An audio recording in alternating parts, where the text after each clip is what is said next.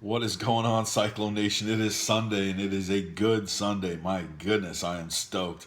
I woke up this morning, I looked over at my dog, and I asked him, I said, did that really freaking happen? The dog jumped out of bed so fast, ran to the kitchen, ran to the back door, ran outside, pissed all over my deck, looked back at me and said, sure as shit, boss, it did. The biggest win in Iowa State football history took place yesterday. I don't think people fully realize what happened and how crazy it was that Iowa State won this game.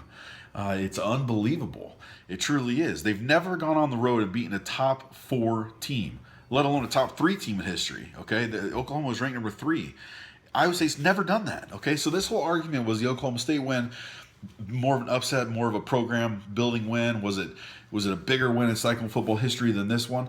Absolutely not. Was it a big win? Absolutely. Was Coach Rhodes, did he have every reason to be so proud after that game? Absolutely. That was a huge win. But my goodness, this is the biggest win in program history yesterday. Okay? Iowa State has never knocked off a top 3 team on the road, let alone not beaten Oklahoma since 1990. Okay, Alan Lazard's dad was on the team when that happened. To put this into perspective for you, zero of the Iowa State players that played in that game yesterday were even frickin' born. Okay, that's insane to me. Lazard family becomes the first duo in Iowa State football history to both win at Oklahoma. Okay, it's nuts how things worked out. You brought in, I mean, it's been 10 days, okay, since the Texas loss, the most demoralizing loss in my opinion of the season. Far worse than the Iowa game, because I fully expected to beat Texas. Even as an underdog, I expected to beat them. They're not that good of a team. And then to see what happened that night with how things played out with Jacob Park, and it was just crazy to me. It was a total letdown. It just felt like one of those Iowa State football moments for me. It was, we're back to this, okay? And so the credit needs to go to Matt Campbell and his coaching staff, because the kids, you sure as shit can believe those kids in that locker room when they got there, they were feeling that exact same thing. Okay, David Montgomery, 8 rushes, 9 yards or whatever it ended up being against Texas. So you know those kids went in there with a little bit of a pissed off attitude. And it was evident by the way Jacob acted on the sidelines. So major props to the coaching staff for how they got this turned around in just such a short amount of time mentally. And as someone who's done some coaching myself, that credit goes to the coaches, okay? It absolutely does. And you understand when you watch the Matt Campbell post-game speech to his team, you understand what kind of character this guy is. Okay, he sold this team. Do not live in the moment. Okay, you guys are going to be the reason that this program turns around and people start respecting Iowa State. People start looking at Iowa State like they're a team that they need to be reckoned with. Okay, that you need to be worried about Iowa State coming to your house to play you on a Saturday night, okay, or a Saturday morning, whatever it is. And for this team to go into Norman yesterday and do this, it's 31.5-point underdogs. It's unbelievable. It's never been done. Okay, in Iowa State football history, $100 wager on Iowa State yesterday on the money line, you would have been rich today. Not rich, but you would have been like, shit, my bank account looks nice. $12,000 it would have paid you. $100 wager. That's it. Okay, for perspective, a $10 wager. Okay, something a little more affordable would have paid you $1,200. Okay, so this upset is in magnitude, it's huge.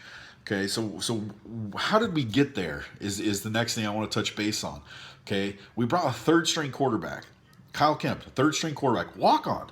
Okay, he has a history with Coach Campbell. Coach Campbell gives him the start yesterday. He goes 18 for 24, throws for 343 yards, has a quarterback rating of 95.2. Okay, there's a Heisman Trophy likely finalist across the field that throws for 306, goes 24 for 33 and 2 touchdowns. His quarterback rating is 91.8. This kid's never started a game. Kyle Kemp. I saw something on Twitter yesterday, and I'm sorry because this is a little vulgar and a little mentally you're going to be looking and thinking, God, how did he come up with this? But I saw it on Twitter, so I just can't give credit because there's so much good stuff on Twitter yesterday. But I don't know who the credit goes to, but somebody said, who is going to carry Kyle Kemp's balls when he gets back to town? Because this kid is clutch, okay? he went into the game having zero fears. And that's what I tweeted at him last night a little bit. I just said, Kyle, your fearless attitude is huge, man. That's something that you should not take for granted. And the coaching staff saw that, and it really showed yesterday during the game. He was not scared. It's kind of one of those times where, and I've played some poker in my life as well, and it's one of those things where somebody gets dealt pocket kings, okay, ahead of you. They bet big, shove all in, whatever it is. You're sitting behind them with pocket aces, and you're like, God, how much is this guy gonna bet? How much is he gonna bet? Because I know for sure I'm gonna take his money. At least probability wise, you're gonna take his money, okay? And that was Iowa State yesterday. They're the pocket aces sitting behind the guy with pocket kings. Oklahoma, pocket kings. They're confident. They're the number 3 team in the country. There's no way they're going to lose to Iowa State with pocket kings. There's nobody behind me that can beat pocket kings. Nobody. Okay? It's house money for Iowa State at this point. We have nothing to lose yesterday. Nothing. Everyone picked us to lose. Okay? So Coach Campbell and his staff and that team, they had nothing to lose yesterday. They're sitting behind the pocket kings with pocket aces. Okay, they get punched in the mouth early. Oklahoma thinks this is going to be a walk in the park. They're looking to the Texas matchup the next Saturday. And what does Iowa State do? They punch back. Okay, they get a little bit of confidence going. Right before half, you really saw it, the Iowa State team. They got a couple stops. Joel Lanning, we'll get to him in a minute. Got a couple stops, good fumble recovery there in the second half, in the third quarter, I believe. And the tide really slowly started to change throughout the game, okay? The Iowa State defense, early on, I really think they struggled with just bringing 3. You can't sit back there and let Baker Mayfield, okay, pick you apart. They changed it up, okay? Coach Heacock, they ended up putting 4 on the line. They started bringing some different blitz packages, and it really started to see a tide change throughout that game. And as an Iowa State fan, I have to be honest with you, I was just waiting for that moment where we got a dumbass penalty, or we had something shitty happen go our way, a turnover, a missed field goal, or special teams, and it never happened. In fact, it kept going the opposite direction. Okay, and as a Cyclone fan for years and years and years now, that never happens. It's always opposite of that. Okay, so one thing I really wanted to point out here is that this team played a very, very, very good game all around. Okay, we had 3 penalties. That was it. Third down conversions. Okay, Texas had a few long ones. They went 6 for 10, but that's an improvement for Iowa State. Iowa State went 4 for 10, nearly 50%, 40% themselves. That's not bad. Okay, it's just insane to me how big of an upset that really was, and how crazy it is that this Iowa State team, after what happened a week ago, 10 days ago, this is the team that does it, and they deserve it. Absolutely deserve it. It is absolutely the biggest win in program history. There's no doubt about that. Now, a couple things here real quickly before we finish up, but Joel Lanning, 2 for 3 passing, 25 yards, 9 rushes, 35 yards, 1 fumble recovery. On the Oklahoma 3, they're going in to score. 8 tackled. After that fumble recovery, I don't think people understand how crucial that was. Iowa State had just scored to close it to a 1-score game. Oklahoma marches down the field, gets down to the 3. They punch it back in. They go back up by 2 scores. And it's tough for Iowa State to regain some mobility and some momentum after that, right? And Mr. Lanning, Mr. Everything, okay? The Ankeny, local, the native, the hardest working kid in college football. He recovers a fumble at the 3-yard line, goes on, gets 8 tackles, 1 sack in the game. He becomes one of the first players ever to play that good of a game on both sides of the ball. I don't think people understand the mental magnitude of this, what he did yesterday. And then you factor on the physical side of things, it's unbelievable. But those people that know Joel closely, right?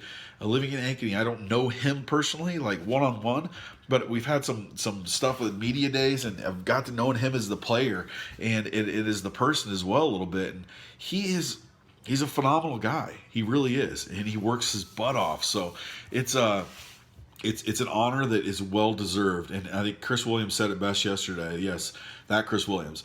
The psycho fanatic Chris Williams, but he tweeted something that would just made a lot of sense to me, and it really struck with me. But you want your kids you should develop your kids and give them leaders to look up to.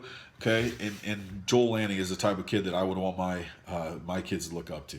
Okay, because that's just the way he is, and you really take pride in knowing that he does things the right way, and he's gonna win and outdo you by outworking you, and then that's it's a trait that not a lot of kids have anymore. I can attest to that. And last but not least, I guess here going forward, this is a huge program builder. Okay, all the recruits saw that devastating loss to Texas last Thursday night or 10 days ago, right? And some of them probably had some second guesses and they questioned themselves. Man, this team always lays an egg on the national stage, right? Well, yesterday was the reason why those kids should be proud that they are going to Iowa State and they're going to play for Coach Campbell and his coaching staff up in Ames, because that's not the last game that this is going to happen. There's going to be another game or two this season where there's going to be an upset. Okay, it's going to happen because it's the mentality that coaches put in these kids' head and their work ethic. David Montgomery was phenomenal yesterday. I mean, the list goes. I could go. Trevor Ryan was great. There was some great. Campos played his ass off at left tackle. My God, he played great. I saw Dowling tweeted it out afterwards. Or yeah, Dowling, or maybe it was shit, I don't know. But anyways, they tweeted out he played his butt off. And yeah, watching the film last night, I watched the game again after about 9 o'clock last night. I pulled it up on YouTube. He played his butt off at left tackle. He played a great game, and those Oklahoma defensive linemen are no joke. So it was all around. Props to Jamie Pollard, okay, for hiring a guy like Matt Campbell. This is exactly what the Iowa State program needed. No offense to Paul Rhodes. He was a great coach, master motivator, just in my opinion, not the X's and O's, the answer. And Coach Campbell is everything. He does everything X's and O's wise. He's a motivator. He's always positive. If you've ever met him and ever talked to him, he is the most positive person I've ever met in my entire life. And that is a credit to Jamie Pollard for this hire of Coach Campbell. We just need to do what we can do to keep him around, and let's try and get a couple more upsets this year, because I'm still confident we can get to a bowl game. 6 wins, we got to get there. It'd be huge for the senior class to go out like that, etch their names in the history, the Iowa State history books. But yeah, it's just a great win. All in all, great win. Exciting Saturday, man. It's like I saw pictures and videos from all over the place, and I was stoked to see the amusement and the amaze and the surprise from all the Iowa State fans around the state and around the country. Really, had a good little interaction with Tom Arnold on Twitter. Some back and forth stuff, and nationally, this game really got a lot of attention, so that's great for recruiting purposes as well. But going forward, we got Kansas at home next week. We look to even up the home record there. We'll get up on them, and we'll go into that game probably. I would say probably at least a 10-point favorite. Kansas really has struggled this year. And we'll see who's quarterback. Kyle Kemp, in my opinion, he deserves to be the quarterback next Saturday. And wish nothing but Jacob. Hope he gets things turned around. But Kyle Kemp's got to be our starter next Saturday. We got to ride this momentum. Great game, Cyclones. We'll touch base this week. I'm out.